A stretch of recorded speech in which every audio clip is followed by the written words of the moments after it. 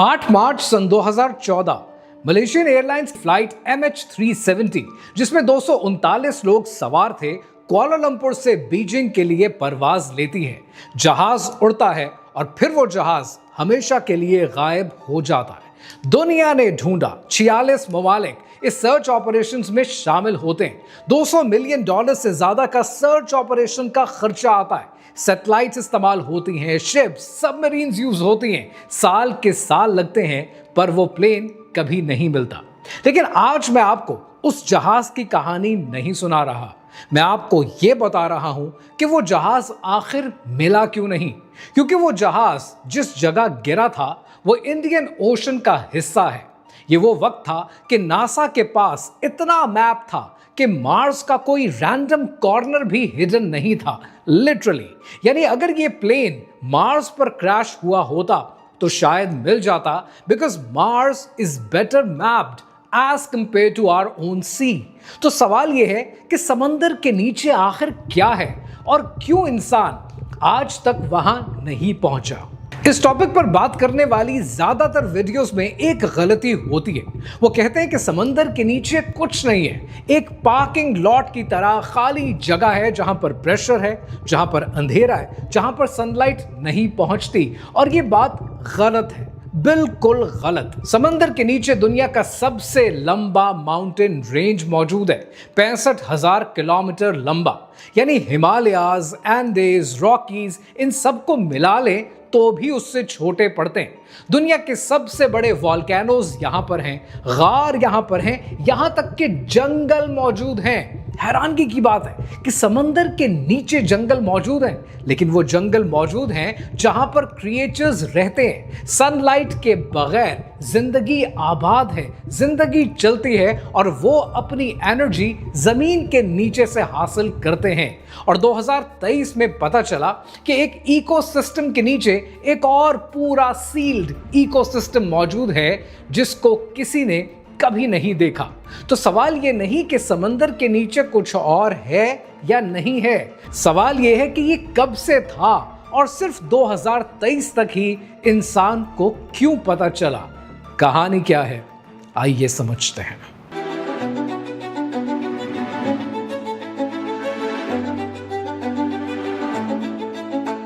अब जरा 1 मिनट के लिए इमेजिन करें कि आप एक सबमर्सिबल पर बैठे हैं और सरफेस पे हैं और अभी आप पानी के नीचे, समंदर के नीचे जाने लगे हैं। तो क्या होगा? आप जाएंगे पहले 200 मीटर तक, और 200 मीटर तक यहां तक सनलाइट है, यहां तक बात सब जानते हैं। कोरल रीफ है, मछलियां हैं, वो सब जो आप नेशनल ज्योग्राफिक पर देखते हैं, ये फेमिलियर है और यहां तक आप कंफर्टेबल हैं। लेकिन जैसे ही आप इससे नीचे जाने की कोशिश करेंगे 1000 मीटर तक, तब आप कहां पहुंचेंगे? जिस जगह आप पहुंचेंगे उसे ट्वाइलाइट जोन कहा जाता है। यानी सनलाइट बिल्कुल खत्म, अंधेरा शुरू, प्रेशर बढ़ना शुरू हो जाता है, लेकिन लाइफ अभी भी मौजूद है। जायंट स्क्विड यहां रहते हैं, वो जायंट स्क्विड जो इंसान ने पहले कभी नहीं देखे। जब पहला जायंट स्क्विड इंसान ने इस दुनिया में देखा वो 2004 में देखा। पहले इंसान ने कभी भी जायंट स्क्विड्स नहीं देखे। ये जो जायंट स्क्विड्स हैं, ये दुनिया का दूसरा बड़ा इनवर्टेब्रेट है, 14 मीटर लंबा, आंखें फुटबॉल के साइज की तरह। और 2004 से पहले इसकी कोई पिक्चर, कोई फुटेज आपको देखने को नहीं मिलती। चंद जायंट स्क्विड जो डेड बॉडीज के तौर पर साहिल तक आ गए, दुनिया ने सिर्फ उनको देखा और दुनिया ने उसे सी मॉन्स्टर मान लिया। यानी ये आर्गुमेंट किया जा सकता है कि ये सी मॉन्स्टर हैं, लेकिन शायद हम इन्हें गलत कैटेगरी में रख रहे थे। फिर आप जैसे ही 1000 मीटर से मजीद नीचे जाते हैं, 4000 मीटर तक आप पहुंचते हैं एबिसल प्लेन्स में, यानी दुनिया की सबसे बड़ी जमीन। यहां से नीचे मारियाना ट्रेंच यानी चैलेंजर डीप, और इसकी डेप्थ 10,984 मीटर है। यानी माउंट एवरेस्ट की हाइट 8,848 मीटर है। तो अगर माउंट एवरेस्ट को उल्टा करके चैलेंजर डीप में रखने की कोशिश करें तो भी सरफेस तक नहीं आएगा। यानी ट्रेंच उससे 2 किलोमीटर और ज्यादा होगा।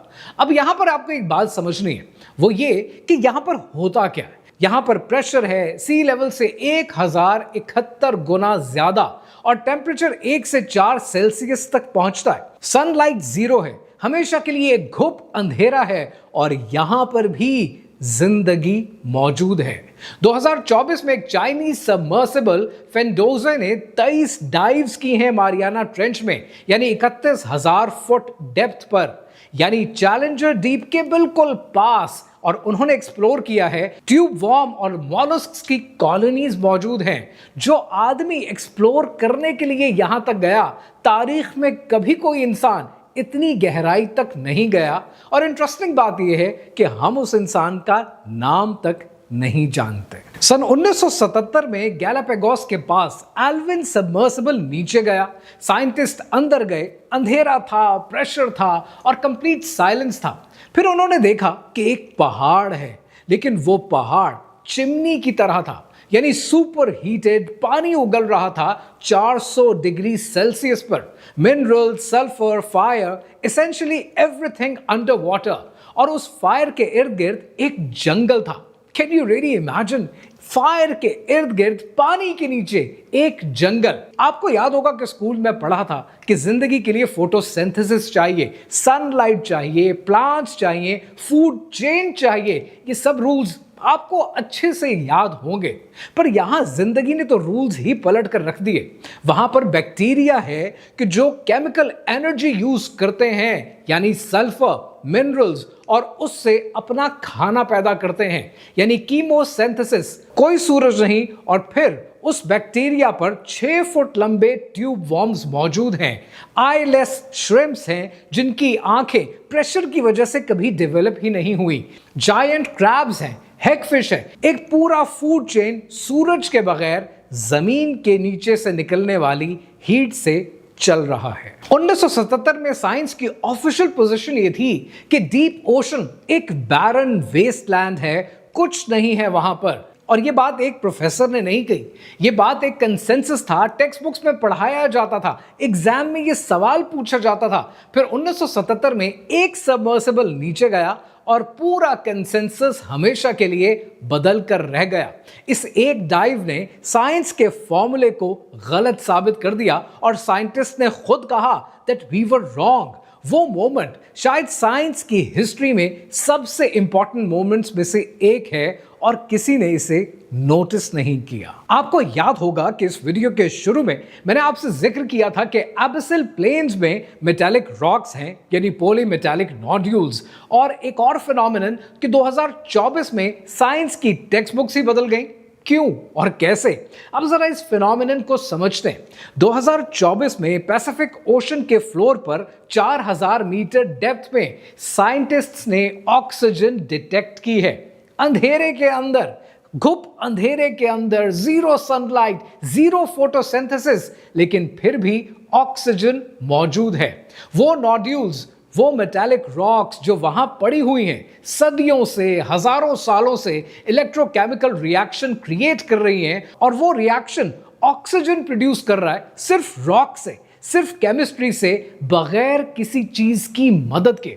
साइंटिस्ट ने और रिसर्चर्स ने इस चीज का नाम डार्क ऑक्सीजन रखा है। सन 1850 में साइंटिस्ट ने टेक्स्ट बुक्स में लिखा कि ऑक्सीजन सिर्फ फोटोसिंथेसिस से आती है, प्लांट से आती है, सनलाइट से आती है। और ये रूल नंबर 1 बना, हर स्कूल में पढ़ाया गया, हर एग्जाम में पिछले 174 सालों से यही कॉन्सेप्ट दुनिया को बेचा गया। लेकिन 2024 में समंदर के बेड ने, समंदर के फ्लोर ने साइंस के इस रूल को हमेशा के लिए बदल कर रख दिया।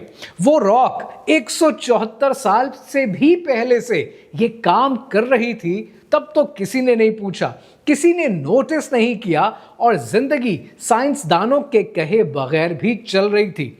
अब यहां पर आपको जो बात समझनी है वो ये कि हम साइंस की मदद से आज गलती क्या करते हैं। हम अल्लाह सुब्हाना व तआला की आदत को नोट करने की बात करते हैं। अल्लाह की कोई चीज आदत हो सकती है, वो उसकी जरूरत या उसकी मजबूरी नहीं है। अब यहां पर जो बात आपके समझने के लिए जरूरी है कि पानी के नीचे बगैर किसी चीज के, बगैर फोटोसिंथेसिस के अगर ऑक्सीजन बन रही है तो हम क्या करने की कोशिश कर रहे हैं, हम क्या जानने की कोशिश कर रहे हैं, और यहीं पर आकर साइंस फेल हो जाती है। और जिस साइंटिज्म की आज दुनिया इबादत करती है वो आपको यही गलत कॉन्सेप्ट बेचने की कोशिश करता है। साइंस अमलन करना क्या चाहती है, वो अल्लाह सुब्हानहू व तआला की आदत को नोट करने की कोशिश करती है कि अगर नल खोलेंगे तो क्या पानी आएगा, और अगर नल खोलने से पानी आता है तो वो रूल बना देते हैं कि नल खोलने से पानी आता है। वो ये भूल जाते हैं कि नल खोलने से पानी इसलिए आता है कि अल्लाह सुब्हानहू व तआला चाहता है कि नल खोलो तो पानी आए। तो जिस दिन नल खोलने से पानी नहीं आएगा, जिस दिन मैं माचिस जलाऊंगा और आग नहीं लगेगी, उस दिन अल्लाह सुब्हानहू व तआला नहीं चाहता कि वो काम हो। तो फिर ऐसे में तो फॉर्मूला फेल हो जाएगा। और यहां पर इमाम गजाली मुझे याद आते हैं, जिन्होंने कितनी खूबसूरत बात की कि अल्लाह सुब्हानहू व तआला की कोई चीज आदत हो सकती है, लेकिन अल्लाह सुब्हानहू व तआला की आदत अल्लाह सुब्हानहू व तआला की मजबूरी या उसकी जरूरत नहीं है। उसकी मर्जी कि वो पानी के नीचे इतने घुप अंधेरे में बगैर फोटोसिंथेसिस के, बगैर सनलाइट के भी ऑक्सीजन पैदा कर दे, और ये चीज ईमान का तकाजा है। अब एक आखिरी बात जो ज्यादातर लोग मिस कर जाते हैं, सी बेड 2030, एक इंटरनेशनल प्रोजेक्ट कि जिसका गोल है कि समंदर के नीचे पूरे ओशन के फ्लोर को मैप करना है सन 2030 तक, और आज की डेट में 25% कंप्लीट हो चुका है, और ये टारगेट 100% सन 2030 तक होगा। यानी हमारी लाइफ टाइम में हम समंदर के पूरे फ्लोर को पहली बार मैप हुआ देखेंगे। और हर बार जब मैपिंग की डाइव होती है नई चीजें सामने आती हैं। सन 2023 के अंदर एक मैपिंग डाइव के अंदर कैलिफोर्निया की कोस्ट के पास एक सी माउंट मिला है जिसको पहले कभी किसी ने मैप नहीं किया था। यानी एक पूरा पहाड़ जो ओशन में था, अननोन, बस वो वहां पर था, पर यह बात कोई नहीं जानता था। और अब वो सवाल जो इस पूरी वीडियो का क्रक्स है कि हम 2026 में हैं और जेम्स वेब की टेलीस्कोप आज 13 बिलियन लाइट ईयर्स दूर देख सकती है। मार्स के ऊपर रोवर्स मौजूद हैं, एआई मौजूद है जो आपको शायरी तक करके देखता है, और हमारी अपनी जमीन पर पानी के नीचे 75% क्या हो रहा है, ब्लैंक है नहीं है, हम नहीं जानते। क्यों? क्योंकि स्पेस में स्टार्स हैं, ओशन में अंधेरा है। स्पेस एक्साइटिंग लगता है, ओशन बोरिंग लगता है, लेकिन ये एक चॉइस है, ये एक प्रायोरिटी का मसला है। सन 1977 में पहला कंसेंसस ये था कि डीप ओशन के अंदर कुछ नहीं है। फिर 1977 में पहली डाइव होती है और पता चलता है कि 300 नई स्पीशीज डिस्कवर हुई हैं एक डाइव के अंदर। तो सोचें कि 75% ब्लैंक के अंदर, जिसके बारे में हम कुछ नहीं जानते, क्या कुछ होगा। क्योंकि हर बार जब भी इंसान नीचे गया है, पानी के अंदर गया है, रियलिटी ने हमारी इमेजिनेशन को हमेशा पीछे छोड़ दिया। और अब एक इंपॉर्टेंट बात कि वो डार्क ऑक्सीजन जो डिस्कवर हुई है, अगर जमीन पर पानी के नीचे अंधेरे के अंदर सिर्फ केमिस्ट्री से ऑक्सीजन बन सकती है, तो ये सिर्फ एक साइंटिफिक फैक्ट नहीं है, ये एक हिंट भी है कि यूनिवर्स में लाइफ के रूल्स हम अपनी जमीन के रूल से सीखते हैं और हम उन रूल्स को अपनी जिंदगी पर इंप्लीमेंट करते हैं। पर वो तमाम के तमाम रूल्स जिनको हम साइंस में, जिनके आगे सजदा रेज होते हैं, वो सब के सब रूल्स इनकम्प्लीट हैं। जो भी लाइफ के रूल्स के बारे में कॉन्फिडेंट हैं, वो अभी चैलेंजर डीप तक पहुंचे नहीं हैं। अल्लाह सुब्हानहू तआला ने इरशाद फरमाया कि तुम्हें इल्म में से थोड़ा दिया गया है। हम अपनी इस दुनिया के बारे में 75% जमीन के बारे में कुछ नहीं जानते, और फिर भी हम अपने खालिक की तख्लीक पर सवाल उठाते हैं।